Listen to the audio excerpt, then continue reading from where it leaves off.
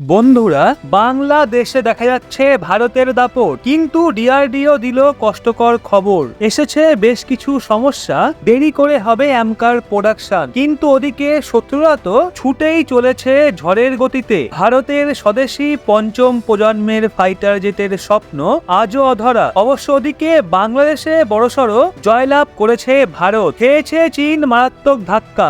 বিদ্রোহের আগুনে যখন ছারখার বাংলাদেশ বেসামাল সেখানকার পরিস্থিতি, তখন তারই মাঝে সবাইকে চমকে দিয়ে বাংলাদেশের মোংলা বন্দর ভারতের হাতে তুলে দিয়েছে বাংলাদেশ।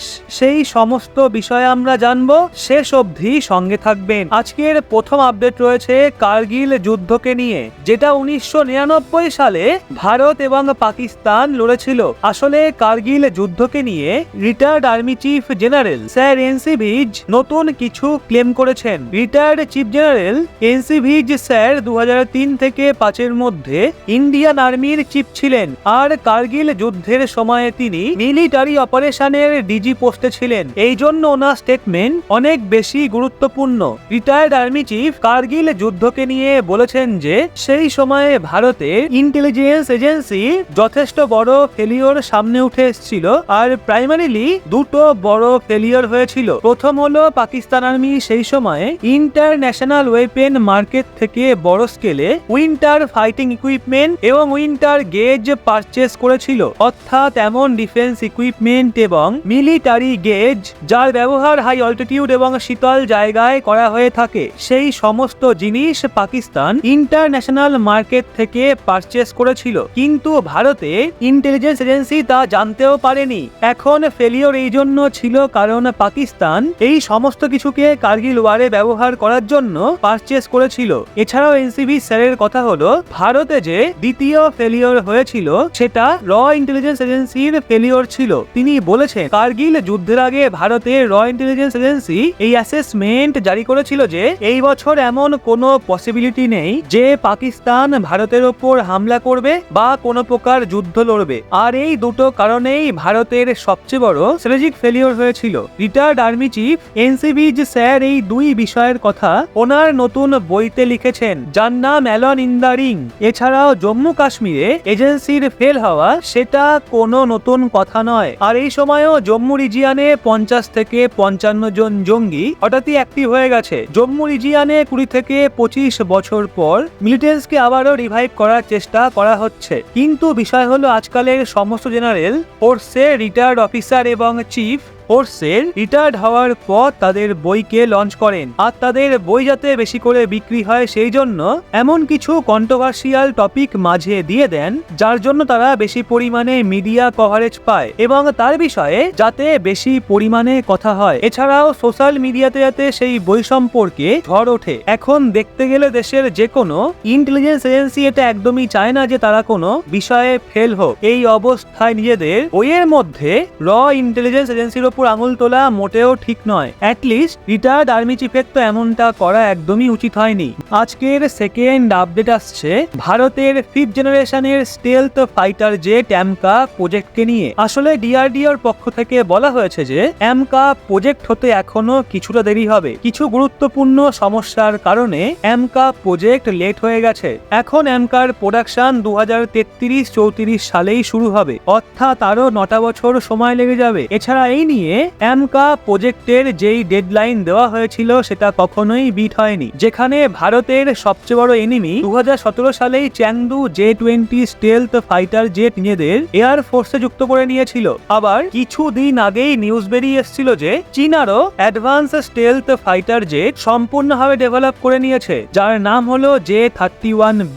এই সময়ে বিশ্বের এমন 16টা দেশ রয়েছে যাদের এয়ার ফোর্সে 5th জেনারেশনের ফাইটার জেট অলরেডি মজুত রয়েছে। 2-3টে দেশ অর্ডার প্লেস করে নিয়েছে এবং 2-3 বছর পর তাদের কাছেও এই 5th জেনারেশনে তাদের কাছেও এই পঞ্চম প্রজন্মের স্টেলথ ফাইটার জেট চলে আসবে, অর্থাৎ 2-3 বছর পর বিশ্বের 19টা দেশের কাছে তাদের এয়ার ফোর্সে 5th জেনারেশনের স্টেলথ ফাইটার জেট যুক্ত হয়ে যাবে, কিন্তু ভারতের হবে না। আসছি এবার আজকের সবচেয়ে টপ আপডেটে। ক্রমশ খারাপ হচ্ছে বাংলাদেশের অবস্থা। বন্ধ দেশে যান চলাচল, ধু ধু করছে পথঘাট, রাস্তাঘাটে নেই কোনো লোকজন, রাস্তা দিয়ে ছুটছে সেনার ট্যাঙ্ক, বন্দুক হাতে টহল দিচ্ছে সেনা। পরিস্থিতি সামাল দিতে ওই দেশের সরকার নজর দিয়েছে দেশের আভ্যন্তরীণ বিষয়। সব দেশের নজর এখন বাংলাদেশের দিকে, সুযোগ পেলেই করবে ফায়দা লোটার চেষ্টা। এক্ষেত্রে সবার থেকে এগিয়ে রয়েছে চীন। এমনিতে চীনের লক্ষ্য থাকে দুর্বল দেশ পেলেই সেখানে দখলদারি করা, লোনের লোভ দেখিয়ে দুর্বল দেশের সম্পদ হাতিয়ে নেওয়া।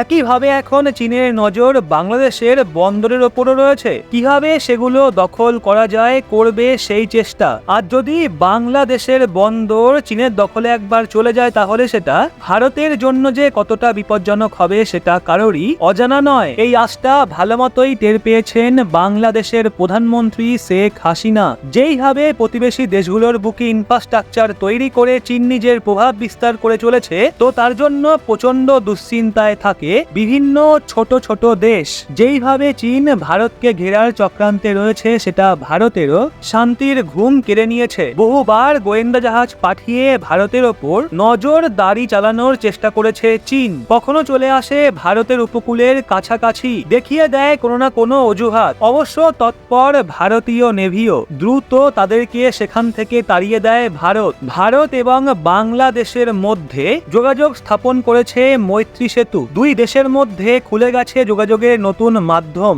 একইভাবে ভারতকে দুটো বন্দর ব্যবহারের অনুমতি দিয়ে দিয়েছে বাংলাদেশ সরকার।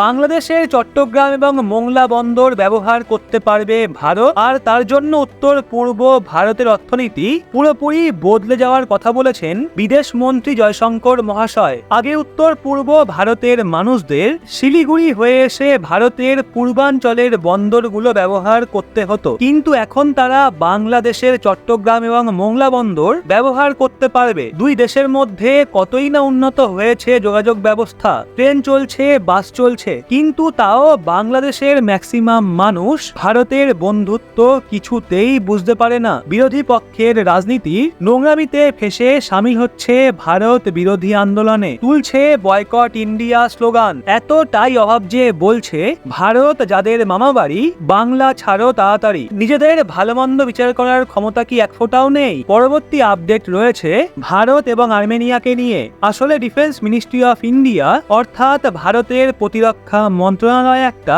ডেটা জারি করেছে, যেখানে বলা হয়েছে এখন যে কারেন্ট ফিনান্সিয়াল ইয়ার চলছে অর্থাৎ 2024-25-তে ভারত সবচেয়ে বেশি হাতিয়ারের অর্ডার আর্মেনিয়ার থেকে পেয়েছে। প্রতিরক্ষা মন্ত্রণালয় বলেছে আর্মেনিয়া বছরের শুরু থেকে এখনো পর্যন্ত প্রায় $600 মিলিয়ন হাতিয়ার ভারত থেকে পারচেস করে নিয়েছে। আর আর্মেনিয়া ভারতের হাতিয়ারের কিছু ফ্রেশ অর্ডারও করেছে, টোটাল ভ্যালু 5,000 কোটির চেয়েও বেশি। আর আজকের সময় আর্মেনিয়া ভারতের ওয়েপেনের টপ ডেস্টিনেশন কান্ট্রি হয়ে উঠেছে। গত বছর ছিল ফিলিপিন্স, যার সাথে ভারত ব্রহ্মোস মিসাইলের ডিল করেছিল। আর তার আগে 2018 থেকে 2023 সালের মধ্যে ভারতের ডিফেন্স ইকুইপমেন্টের সবচেয়ে বড় ক্রেতা ছিল মায়ানমার। পরবর্তী আপডেট রয়েছে বাংলাদেশ এবং মিডল ইস্টের মুসলিম দেশ ইউএই কে নিয়ে। এখন রিসেন্টলি বাংলাদেশের সরকারি চাকরির বিরুদ্ধে যে প্রোটেস্ট করা হয়েছিল তার কারণে ইউএই তে থাকা কিছু বাংলাদেশি লোকজন প্রোটেস্ট করা শুরু করে দিয়েছিল। অর্থাৎ 7 সমুদ্র পরে ইউএই তে শেখ হাসিনার গভর্নমেন্টের বিরুদ্ধে বাংলাদেশিরা সেখানে প্রোটেস্ট করছিল। ইউএই এর মধ্যে তারা তাদের সরকারের বিরুদ্ধে প্রোটেস্ট করেছিল, র্যালি বের করেছিল। এখন এই র্যালির কারণে সেখানে সিচুয়েশন আউট অফ কন্ট্রোল হতে চলেছিল, কিন্তু সময় থাকতে ইউএইর পুলিশ পরিস্থিতিকে সামলে নেয় এবং 57 জন বাংলাদেশিকে অ্যারেস্ট করে নেয়। এখন এই 57 জন বাংলাদেশিকে যে অ্যারেস্ট করা হয়েছিল তাদের বিরুদ্ধে ইউএইতে প্রপার পদ্ধতিতে কেস চলছে। আর এদের মধ্যে 3 জন বাংলাদেশিকে ইউএই লাইফ টাইম সাজা শুনিয়েছে, বাকি 53 জন লোককে 10 বছরের শাস্তি দেওয়া হয়েছে, আর একজন ব্যক্তিকে 11 বছরের জেলের সাজা শোনানো হয়েছে। ইউএই বলেছে যে এই বিষয়টা বাংলাদেশের ছিল, কিন্তু ইউএইতে প্রোটেস্ট করা এটা সম্পূর্ণভাবে ভুল। এছাড়াও এটা ভিসা নিয়মের উল্লঙ্ঘন হয়েছে। ইউএই তো নিজেদের দেশে সব ধরনের প্রোটেস্টের ওপর স্যাংশন লাগিয়ে রেখেছে, তাদের নিজেদের নাগরিকরাও সেখানে প্রোটেস্ট করতে পারবে না। সেখানে তারা তো বাংলাদেশি ছিল, যদিও 10 বছর থেকে শুরু করে সারা জীবনের সাজা দেওয়া, তাও আবার প্রোটেস্টের জন্য। এটা করা কি ইউএই ঠিক হয়েছে? কি মনে হয় আপনার কমেন্ট করে জানাবেন। পরবর্তী আপডেট রয়েছে ভারত এবং নেপালকে নিয়ে। দেশের ফাইন্যান্সিয়াল মিনিস্টার নির্মলা সীতারামন মহাশয়া বাজেটে নেপালের জন্য 700 কোটি টাকার অ্যানাউন্সমেন্ট করেছিল। নেপালের অ্যালোকেশন 550 কোটি টাকা থেকে বাড়িয়ে 700 কোটি টাকা করে দেওয়া হয়েছে। আর গতকালই নেপালের নতুন প্রাইম মিনিস্টার কেপি শর্মা ওলি আবারও একবার ভারতের লিপুলে, কালাপানি এবং লিম্পিয়া ধুরার ওপর ক্লেম করেছে যে এই তিনটি জায়গা 1816 সালে সুগাউলি ট্রিটির তথ্য অনুযায়ী নেপালের। এই তিনটে জায়গা নেপালের সীমানায় আসে আর তারা ডিপ্লোম্যাটিক রোডের থ্রু ভারতের সাথে নেগোসিয়েশন করে এই তিনটি রিজিয়নকে পুনরায় ফিরিয়ে নেবে। নেপালের সরকার এই তিন রিজিয়নকে নিজেদের বলে দাবি করে নতুন ম্যাপও শো করেছিল। তো বন্ধুরা, আপনাদের কি মতামত ভারতের এমন প্রতিবেশী দেশগুলোকে নিয়ে? কমেন্ট করে অবশ্যই জানান। আর আজকের তথ্যগুলো ভালো লাগলে ভিডিওটা লাইক এবং বন্ধু বান্ধবদের শেয়ার করতে একদমই ভুলবেন না।